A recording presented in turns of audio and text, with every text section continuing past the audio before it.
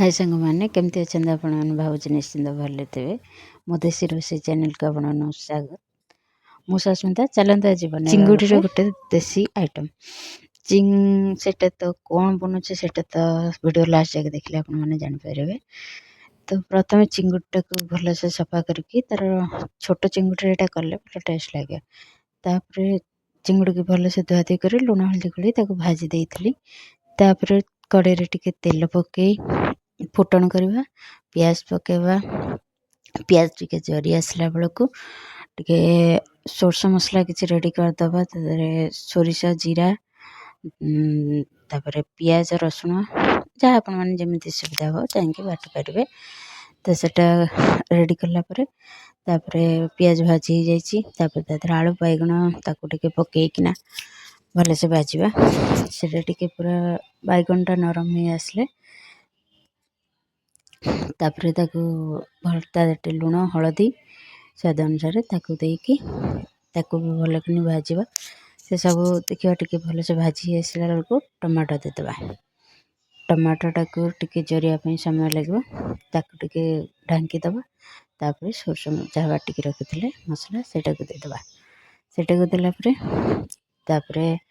ताकू टिके ढांकी दबा से भी सोरषटा सीझा को समय लगे।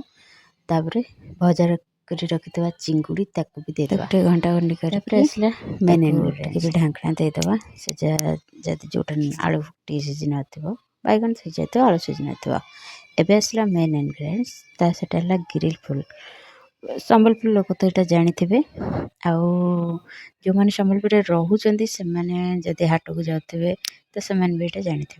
तो यहाँ मुझे रही 2 वर्ष है तो मुझे प्राय 2 थर खंडे तो यहाँ कले आउ 2-3 मास मिले वर्षे ये सीजन में।